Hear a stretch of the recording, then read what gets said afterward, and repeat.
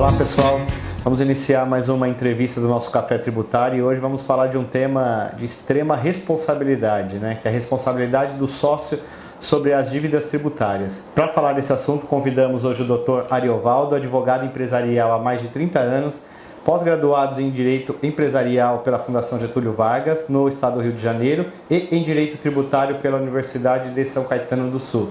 Seja bem-vindo, Dr. Ariovaldo. Muito obrigado, Anderson.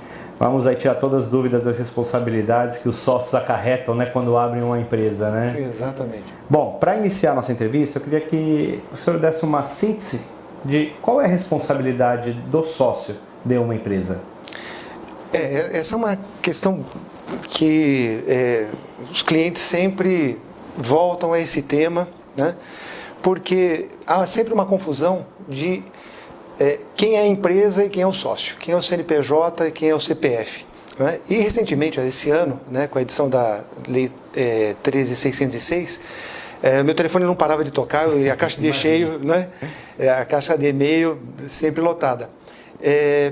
Pelo seguinte, agora com essa nova lei que vai entrar em vigor agora no próximo mês de junho de 2018, haverá uma possibilidade, pelo menos é isso que o fisco quer, já de bloquear os bens do devedor tributário antes mesmo da execução começar. E isso está na mídia, está nos jornais, e todo mundo, doutor, minha empresa tem uma dívida, os meus bens serão atingidos? Essa é uma pergunta que constantemente vem sendo feita. Então, eu sempre digo a mesma coisa, a dívida do sócio e da empresa são distintas. Se a empresa está devendo ao fisco, a empresa é que será executada. É lógico que existem algumas regras. Isso é muito importante, Anderson, porque não é porque a empresa tem uma dívida que nunca chegará no sócio. Pode acontecer. Então, existem regras muito claras de que se a empresa, se o empresário cometer alguma infração à lei ou ao contrato social, ele pode ser responsabilizado pessoalmente com seus bens. Mas se ele cumprir a lei, se ele cumprir o contrato social, a empresa por algum motivo não efetuou o pagamento dos tributos, a dívida é da empresa, não é dele. Só que tem uma questão que é importante, Essa a gente sempre esclarece para os clientes e é importante que todo empresário tenha isso em mente. Quando eu estou dizendo, olha, se não conseguiu pagar o tributo, o tributo foi declarado, apresentou a GIA, DCTF, o imposto de renda, tá o imposto, na hora de pagar a guia, não teve o dinheiro, teve uma outra prioridade, enfim, situações do Brasil. Ele não conseguiu, o empresário não conseguiu pagar, a empresa não conseguiu pagar aquele tributo. Eu falei lá, eu vi o doutor Ariovaldo falando que não vai ter nenhum tipo de problema, isso não vai recair para mim. Veja, se essa guia de recolhimento se referir a uma retenção, por exemplo, de imposto de renda, sobre a folha de pagamento, ou sobre uma contribuição previdenciária que foi retida, aí tem que pagar. Ele declarou, está tudo certinho, não pagou, pode dar problema, porque isso é uma retenção indébita, pode ser até considerado um crime. Então, só para ilustrar claramente, claro. Você é especialista nisso, até me desculpe entrar nesse detalhe, mas é como na folha de pagamento, você tem um empregado, você faz a retenção de imposto de renda na fonte, aí você tem que pagar lá aquele valor correspondente. No mês seguinte, você tem que efetuar o pagamento daquela retenção. Se você não efetuar, pode configurar um crime de apropriação indébita, porque, na verdade, o dinheiro é do empregado, você só está levando o dinheiro lá ao banco. É o repasse, É o repasse. Então, se você cumprir todas essas pequenas regras, a responsabilidade não virá para os sócios. Às vezes a empresa passa por dificuldades, e qual empresa que não passa por dificuldades? E o empresário chega num determinado momento e ele diz assim, olha, eu não vou conseguir pagar. Deixa eu ver as dívidas tributárias que eu tenho aqui. Eu tenho essas dívidas. O doutor Ariovaldo lá no Café Tributário, junto com o Anderson, disse que se eu declarei tudo, não vai ter nenhum tipo de problema. Então essas dívidas estão todas declaradas, então não vai me atingir nunca o meu patrimônio pessoal. Meu carro, minha casa, meu sítio, meu barco, meu avião, enfim, todo o meu patrimônio, seja ali qual for, estará protegido porque eu declarei tudo. Tem um pequeno detalhe. A empresa, ela precisa estar em atividade, porque a grande proteção do empresário é a empresa. Correto. Tá? Se houver um encerramento irregular da empresa, aí o sócio vai responder por essas dívidas tributárias. Então, se a empresa perceber que não dá para pagar aluguel, não dá mais para pagar os fornecedores, não dá para pagar as dívidas, vai ter que encerrar as atividades, não adianta baixar as portas, porque a cobrança virá para o seu patrimônio como sócio. E aí poderá haver um bloqueio de bens, nesse caso? Aí, nesse tipo de situação, sim. Porque, inclusive, até uma súmula do Superior Tribunal de Justiça que diz o seguinte, que o encerramento irregular da empresa, né, com o seu fechamento, sem as comunicações, sem os procedimentos legais, leva a responsabilidade aos sócios. Uhum.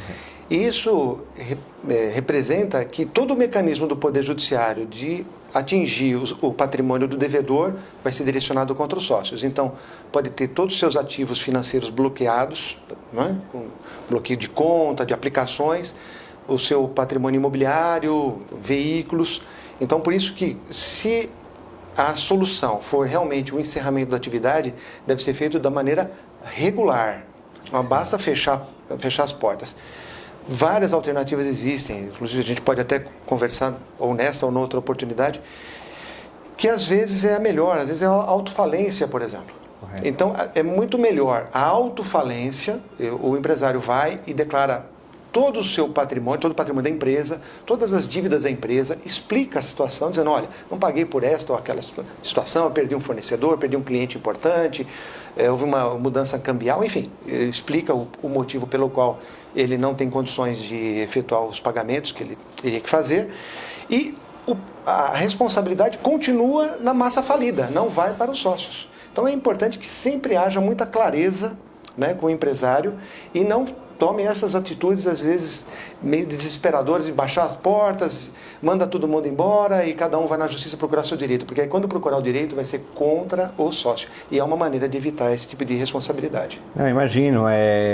Tem alguns temas que dá pra gente falar aqui que vamos perder horas, né? Por exemplo, como blindagem patrimonial, sim, que é um assunto bem procurado hoje em dia. É uma das soluções até, né? Acredito que hoje de uma forma mais conservadora. Sim. Sempre no princípio da boa-fé, né? Você deve declarar tudo o que está acontecendo. Agora, há um planejamento, tudo deve ser planejado. Não adianta encerrar as portas, né? Baixar as portas, mandar todo mundo embora e aí procurar o advogado dizendo, não, doutor, essa aqui está a minha situação. Não que não haja solução, mas é muito mais difícil. O planejamento é mais fácil. É muito mais fácil. Inclusive, uma coisa, se você me permite, Anderson, que é muito comum, às vezes o empresário chega no escritório dizendo o seguinte, olha, tem uma dívida aqui, vou falar qualquer número, estou devendo aqui 100 mil reais, eu não tenho como pagar e tal, enfim, essa situação aqui eu tenho que dar prioridade para pagar os meus funcionários, eu tenho que pagar o aluguel, eu tenho que pagar outras, eu não vou pagar o tributo e tal. E quando a gente começa a olhar com mais profundidade, a gente percebe que ele não está devendo aqueles 100 mil. Sim. Na verdade, ele pode até estar devendo os 100 mil, os 90, etc. e tal, mas ele tem créditos, porque o fisco cobra errado muitas vezes, sim, cobra a mais. Né? E o próprio Supremo Tribunal Federal e o Superior Tribunal de Justiça têm declarado aí várias situações, como exemplo a questão do PIS e COFINS sobre o ICMS, que é um tema muito específico, sim, mas como outros, como o INSS sobre verbas rescisórias, verbas indenizatórias. O que isso significa? Que às vezes o empresário que está lá com dificuldade para pagar, ele tem créditos contra, sim, o fisco. Um mar de opções. Mar de opções. Então, ele deve aquele 100 mil, talvez até deva aquele 100 mil, mas ele tem 100, 200, 300 de crédito. A compensação, ele ainda pode receber algum dinheiro. Ganha um fôlego até, né? Ganha um fôlego, né, de capital de giro, para ele poder passar por uma crise que ele esteja passando, ou o país esteja passando. Então, às vezes ele tem lá no arquivo morto dele, eu digo que é um cofre, né? Basta ele lá olhar direitinho, né, através dos seus especialistas, grandes especialistas no mercado, né? Nós estamos com a possibilidade de auxiliar os empresários nesse tipo de situação, assim como a arte fiscal, com certeza, tem ferramentas válidas, mas é importante que o empresário não tenha medo do fisco. não é? Que enfrente o fisco declarando tudo com boa fé, não é? Declarando tudo que a legislação determine para declarar, mas que vá atrás também dos seus direitos. A melhor blindagem, no meu modo de entender, é um planejamento tributário a médio e longo prazo. Quem tem essa possibilidade deve fazer.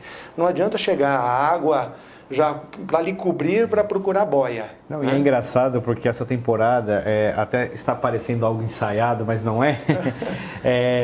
Todos os convidados que participaram, né, resume nisso: planejamento.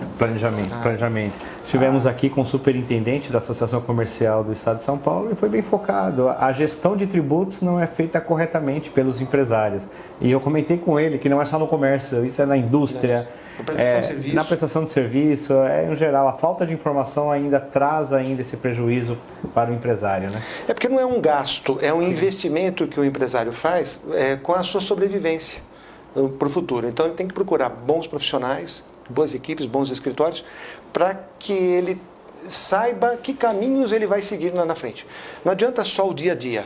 Sim. Ele tem que entender que a vida da empresa, ela depende de atitudes hoje que vão repercutir daqui a 6 meses, 1 ano. Chegar hoje com uma situação fácil, tranquila, você vai dizer, poxa, mas esse é um empresário de sorte.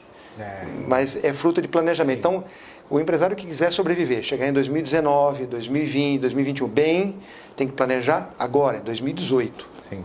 Bom, doutor, eu gostaria que o doutor desse aí uma dica, em um geral, para o pessoal que está nos assistindo, sobre planejamento. O que é um planejamento sobre uma responsabilidade da empresa, né? Sobre a responsabilidade do sócio, para que não ocorra as dívidas. Não vamos falar da responsabilidade só sobre as dívidas, e sim sobre antes de haver a dívida, né?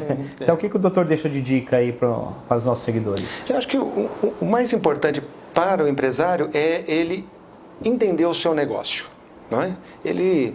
Eu acho que todos os empresários devem se socorrer de auxiliares, de consultores que possam lhe dar as melhores informações. Eu vejo a melhor maneira como você ter um mapa. Então você tem que saber exatamente onde você está. Quais são as incidências sobre os meus produtos, sobre a minha atividade, né? Qual é o meu universo de tributos? Uma vez que eu saiba isso, aonde eu quero chegar? Então, quando você tem esse tipo de visão, procurando, como eu disse, né, bons profissionais para poder lhe assessorar, você consegue diminuir a sua carga tributária no momento, muitas vezes, porque você está pagando a mais, e isso é extremamente comum. Você pode olhar para trás para o seguinte objetivo, para você poder descobrir tudo aquilo que você já pagou, para você poder fazer caixa hoje com o que você já pagou a mais. E o planejamento para o futuro é dizendo o seguinte, poxa, vale a pena eu abrir uma filial? Vale a pena eu fechar uma filial? Vale a pena eu alterar parar de fazer uma determinada atividade e contratar uma empresa terceira? E esse tipo de planejamento macro é importante. Eu sei que o dia a dia é importante, porque todo mundo bate na porta, olha, estou com um problema, o fornecedor isso, o cliente aquilo, o empregado. Eu sei que o dia a dia é terrível, sim, né? Mas é importante esse planejamento a médio e longo prazo, cercado de profissionais competentes que tenham experiência. Com isso, a carga tributária pode diminuir imediatamente, ela pode ser diminuída na forma legal para o futuro e pode se recuperar aquilo que já se pagou lá atrás. É um caixa. O cofre da empresa, muitas vezes, como eu já disse, pode estar lá no seu arquivo morto. Correto. Fica a dica, né? Fica a dica. Bom, doutor, agradeço mais uma vez, extrema valia as informações passadas aqui hoje e o doutor está à disposição para quaisquer dúvidas aí que os nossos seguidores possam ter. Eu que agradeço essa oportunidade. Muito obrigado. Muito obrigado, doutor. Um abraço. Obrigado. Até mais, pessoal. Até a próxima.